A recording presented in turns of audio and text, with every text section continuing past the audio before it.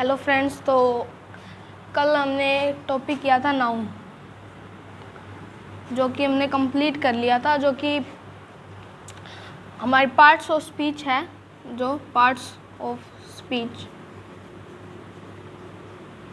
उसका first part था noun, जो हमने कल कंप्लीट कर लिया था।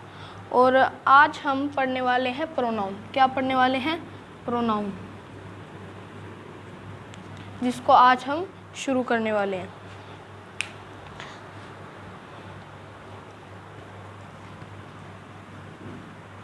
सबसे पहले, what is a pronoun? What is a pronoun? Pronoun क्या है? What is a pronoun? एक प्रोनाउन जो है क्या है? तो pronoun is a word, pronoun is a word that is used on the place of noun.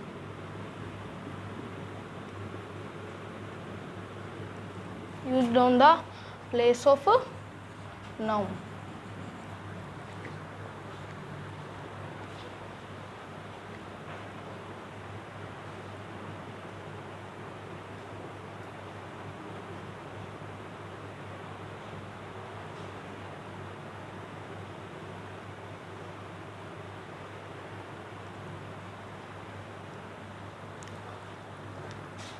Friends, एक pronoun क्या होता है? तो प्रोनाउन एक वर्ड है। क्या है? एक वर्ड है जो क्या करता है, वो यूज़ होता है किसकी जगह पे? Place of noun. नाउन की जगह पे यूज़ होता है प्रोनाउन।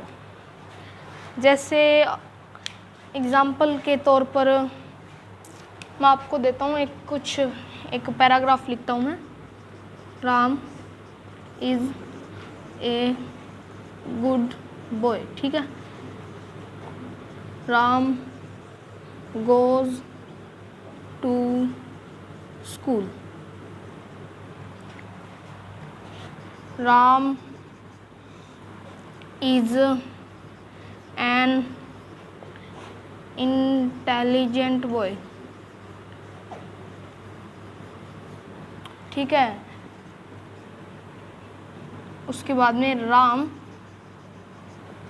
Plays in evening. ठीक है। इसका मतलब निकला कि जो राम है वो एक गुड बॉय है। ठीक है। एक अच्छा लड़का है जो कि स्कूल में जाता है और इंटेलिजेंट है और वो शाम को खेलता है।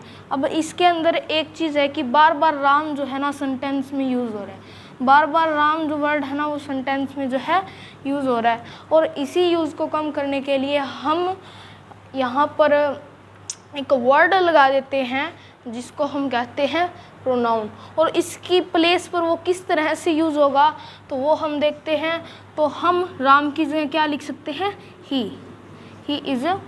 ही गोज़ टू स्कूल, और he is an intelligent boy, और ही प्लेज इन इवनिंग। ठीक है। इस तरह से हम प्रोनाउन का जो है यूज़ जो है करते हैं। ठीक है। इसके बाद में प्रोनाउन के टाइप्स होते हैं। प्रोनाउंस के टाइप होते हैं, तो नंबर वाइज सभी टाइप्स को जो है हम कवर करेंगे अभी। तो सबसे पहला और इम्पोर्टेंट प्रोनाउन है पर्सनल प्रोनाउन। कौन सा है? Personal pronoun. पहला और इम्पोर्टेंट, सबसे ज़्यादा इम्पोर्टेंट है पर्सनल प्रोनाउन, और सबसे ज़्यादा बड़ा है पर्सनल प्रोनाउन, और पहला है। ठीक है। तो पर्सनल प्रोनाउन किसके लिए यूज़ होता है? तो ये यूज़ होता है लिविंग थिंग्स के लिए। किसके लिए? Used for living things. ज़्यादातर ये लिविंग थिंग्स के लिए जो यूज़ होता है। ठीक है। तो पर्सनल प्रोनाउन के अंदर 3 चीज़ें आती है। कौन कौन सी है? तो पर्सनल प्रोनाउन के अंदर 3 प्रकार की चीज़ें आती है। पहला होता है फर्स्ट पर्सन, पहला होता है फर्स्ट पर्सन, ठीक है, दूसरा होता है सेकंड पर्सन और तीसरा होता है थर्ड पर्सन। क्या होता है? थर्ड पर्सन, ठीक है। 3 पर्सन होते हैं। पर्सनल प्रोनाउन के अंदर 3 चीज़ें यूज़ होती है। कौन कौन सी? फर्स्ट पर्सन, सेकंड पर्सन और थर्ड पर्सन। अब इनका मतलब क्या होता है? तो फर्स्ट पर्सन होता है बोलने वाला। कौन होता है? फर्स्ट पर्सन होता है बोलने वाला, ठीक है। फर्स्ट पर्सन कौन होता है? बोलने वाला, ठीक है। और सेकंड पर्सन होता है सुनने वाला, ठीक है, सुनने वाला। और थर्ड पर्सन होता है जिसके बारे में बात चल रही है, जिसके बारे में बात चल रही है, ठीक है, जिसके बारे में बात चल रही है, ठीक है, जिसके बारे में बात चल रही है वो होगा थर्ड पर्सन। मान लीजिए मैं बात कर रहा हूँ, ठीक है, मान लीजिए मैं बात कर रहा हूँ किसी दूसरे के साथ, ठीक है, कि वह जो है वह घूमने जाता है, ठीक है, वह टहल के आता है, ठीक है। अब मैं किसी को ऐसे कह रहा हूँ, तो जिसको मैं कह रहा हूँ वो सुन रहा है, तो वो कौन हो गया? Second person. मैं बोल रहा हूँ, मैं कौन हो गया? First person. थर्ड पर्सन हो गया जिसके बारे में मैंने बात की वह, ठीक है। इस प्रकार से ये 3 चीज़ें आती हैं, फर्स्ट पर्सन, सेकंड पर्सन और थर्ड पर्सन, ठीक है। अब देखते हैं कि फर्स्ट पर्सन के लिए कौन कौन से प्रोनाउन यूज़ होते हैं। तो फर्स्ट पर्सन होता है जो बोलने वाला व्यक्ति होता है, उसके लिए कौन कौन से जो प्रोनाउन है वो यूज़ होते हैं, तो देख लेते हैं।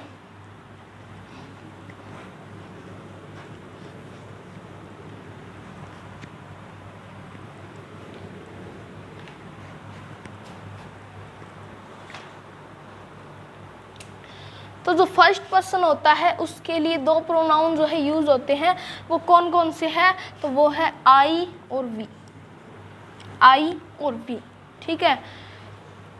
अब ये जो आई और वी होते हैं ना, ये सिर्फ और सिर्फ सब्जेक्ट के लिए यूज़ होते हैं।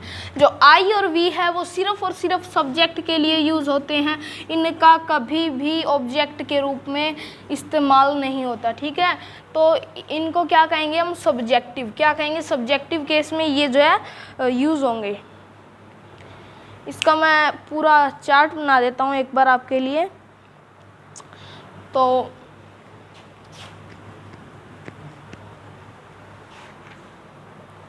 जो फर्स्ट पर्सन है, फर्स्ट पर्सन वो हो गया आई और वी। जो सेकंड पर्सन है वो कौन हो गया? सेकंड पर्सन जो है वो हो जाएगा यू। क्या हो जाएगा? वो हो जाएगा यू, ठीक है। सेकंड पर्सन में अकेला आएगा यू, ठीक है। और उसके बाद में जो थर्ड पर्सन होता है, थर्ड, उसके अंदर आएंगे दे। कौन कौन से आएंगे? पहला आएगा दे, दूसरा आएगा ही, तीसरा आएगा शी और चौथा आएगा इट, ठीक है। ये होते हैं हमारे इतने सारे पर्सनल प्रोनाउन। ये कौन कौन से प्रोनाउन होते हैं? ये होते हैं पर्सनल प्रोनाउन। तो इनके बारे में बात आती है 3 वर्ड्स, मैं एक बार उनको समझा देता हूँ, उनके बाद में हम यूज़ में लेंगे। पहला होता है सब्जेक्टिव, दूसरा होता है पोसेसिव, तीसरा होता है ऑब्जेक्टिव। क्या होता है? ऑब्जेक्टिव। तो सब्जेक्टिव किसे कहते हैं? सब्जेक्टिव केस, केस लगा दो आगे, ठीक है। पहला होता है सब्जेक्टिव केस, दूसरा होता है पोसेसिव केस और तीसरा होता है ऑब्जेक्टिव केस। सब्जेक्टिव केस में प्रोनाउन का यूज़ क्या होता है, पोसेसिव केस में क्या होता है और ऑब्जेक्टिव केस में क्या होता है, ये देखें। तो सब्जेक्टिव केस में सब्जेक्ट के तौर पर होता है। किसके तौर पर? सब्जेक्ट के तौर पर। पोसेसिव केस में हक जताना हो, ठीक है, हक जताना हो या कोई चीज़ पर अपना दावा करना हो, उस समय क्या होगा? Possessive case. और ऑब्जेक्टिव केस में ऑब्जेक्ट के तौर पर, किसके तौर पर? ऑब्जेक्ट के तौर पर जो है हमारा प्रोनाउन जो है यूज़ होगा। तो अभी सब्जेक्ट और ऑब्जेक्ट के बारे में अगर आपको नहीं पता है तो मैं बता देता हूँ। सब्जेक्ट होता है कर्ता। क्या होता है? कर्ता। जो काम को करता है वो कहलाता है सब्जेक्ट। जो काम को करता है वो कहलाता है सब्जेक्ट। और जिस पर काम का प्रभाव पड़ता है, जिस पर काम का प्रभाव पड़ता है, काम का प्रभाव किस पर पड़ता है? ऑब्जेक्ट पर। काम का प्रभाव पड़ेगा वो होगा ऑब्जेक्ट, ठीक है। और जो काम करेगा, जो काम करेगा वो क्या होगा? Object, subject. जो काम करेगा वो क्या होगा? सब्जेक्ट, ठीक है। और पोसेसिव केस में खुद का हक जताएगा कोई या फिर किसी चीज़ पर दावा करना होगा, उस समय जो है हमारा पोसेसिव केस के रूप में जो सब्जेक्ट जो प्रोनाउन है वो यूज होंगे।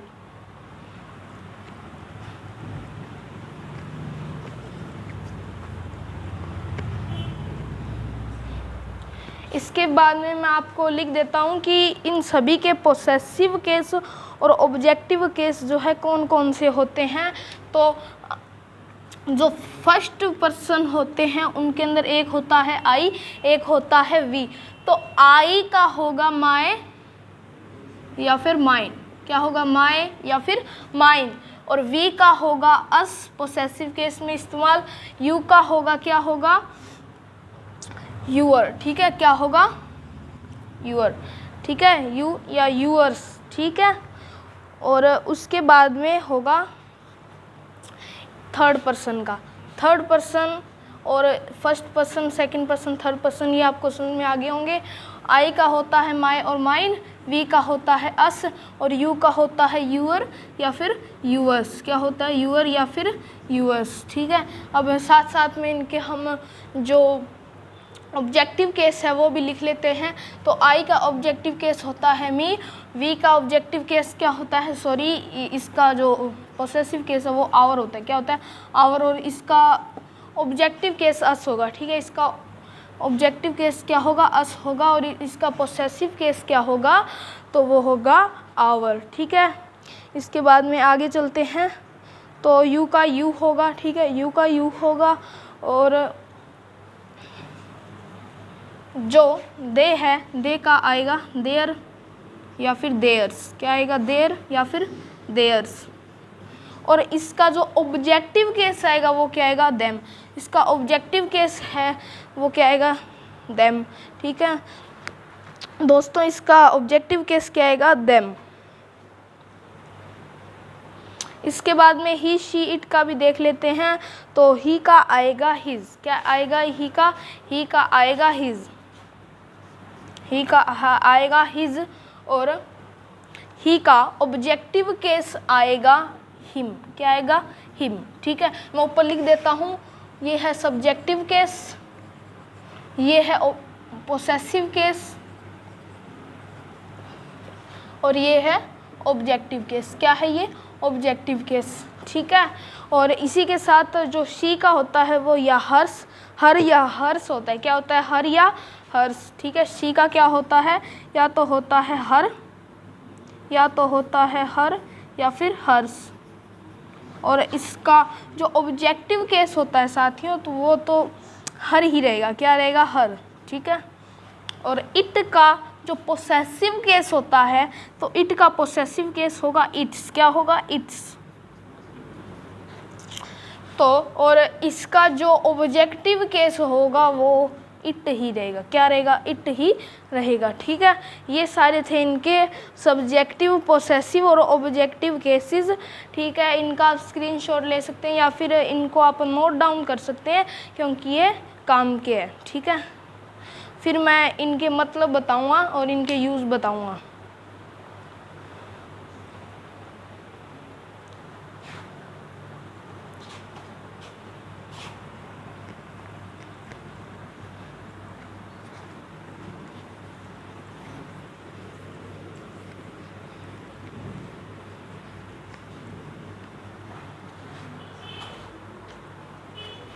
सबसे पहले हम मीनिंग जानेंगे आई का। आई का मतलब होता है मैं। आई का मतलब होता है मैं। और फिर आएगा वी। वी का अर्थ होता है हम, वी का अर्थ होता है हम। फिर आएगा यू, यू का अर्थ होता है आप या तुम, क्या होगा आप या फिर तुम। आई वी यू के बाद आएगा दे, क्या आएगा दे, दे का होता है वे, ठीक है, दे का होता है वे, ठीक है। इसके बाद में आएगा ही का होता है वह, ठीक है। और उसके बाद में आएगा शी का भी क्या होता है वह, पर ये होता है पुल्लिंग और ये होता है स्त्रीलिंग, ठीक है। इसके बाद में इट जो है ऐसी चीज़ों के लिए आता है जिनका हमें जेंडर जो है पता नहीं होता, ठीक है, जिसका। और इट को अगर हम हिंदी मीनिंग लिखें इसका तो वो होता है यह, ठीक है, क्या होता है यह होता है इसका मीनिंग। इनको भी आप नोट डाउन कर लीजिए साथ ही साथ।